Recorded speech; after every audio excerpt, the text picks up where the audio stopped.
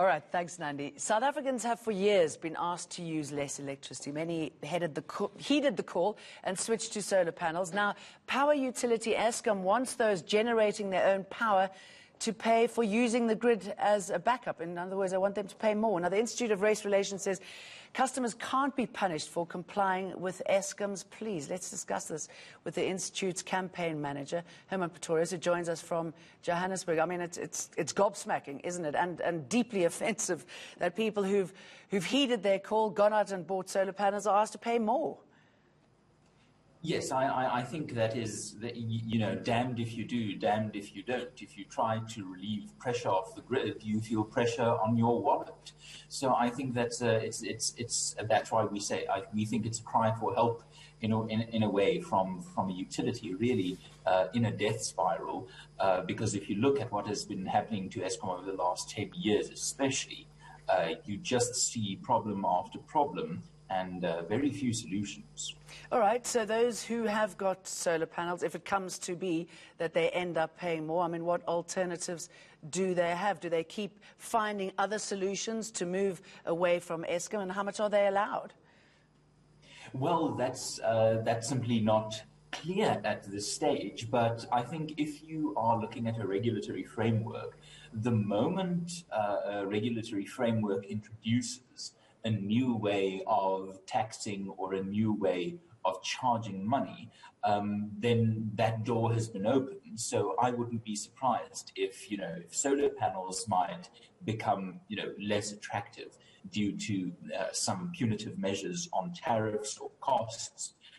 Other measures might receive similar treatment from Eskom, because the core of Eskom's argument here is that alternative energy sources are bad for Eskom's revenue stream. Now, that is true, but the reason that we are in this problem in the first place is this kind of perverse problem where Eskom asks customers to use less of the product, then they raise the price to recoup the costs of that lower sales volume.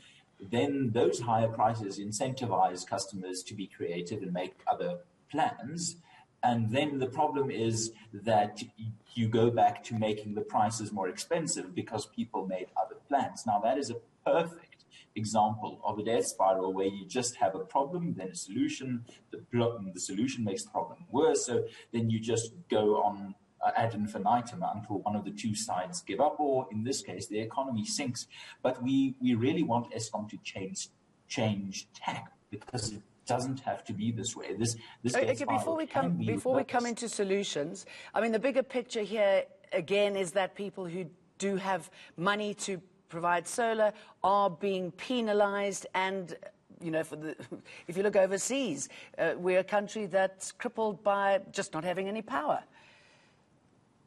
Yes, no, we really do have a problem if we look at what we can do on the global stage. If we consider the South African economy as part of the global economy, we have the problem of, the COVID-19 crisis and so on. But the world coming out of this crisis will hopefully have the power to restart and partner in the EU with cars, with agriculture. All these things require power, whether you get them from the grid or whether you get them from solar panels.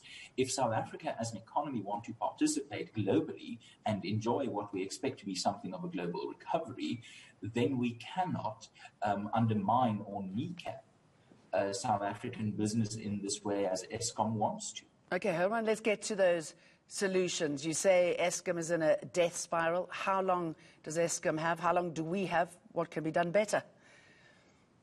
Well, how long does Eskom have is again a difficult question to answer. But what we should put on the table is that it doesn't have to have a time of death, as it were. There is a way out of this, and it is to keep Eskom as a state-owned generating power utility, and to make sure that the market doesn't, ride roughshod over, South Africans who are excluded from the economy, so who can't participate fully. So keep Eskom as its return it to its original mandate, but open the energy market. That is the first and very most obvious step to take here. If we can have Telkom, which is a state-owned entity, and Vodacom and MTN and Cell C competing in the cellular industry and the sector, why can't we have a similar arrangement where the market is open for energy and for power provision?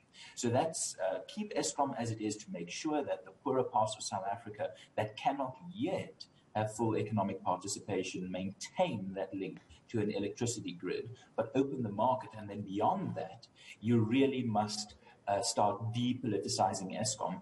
The Eskom board has been telling Parliament this for years. So it's not, these solutions are not often easy, but they are often quite based on simple principle. And here, the same principle applies, I think.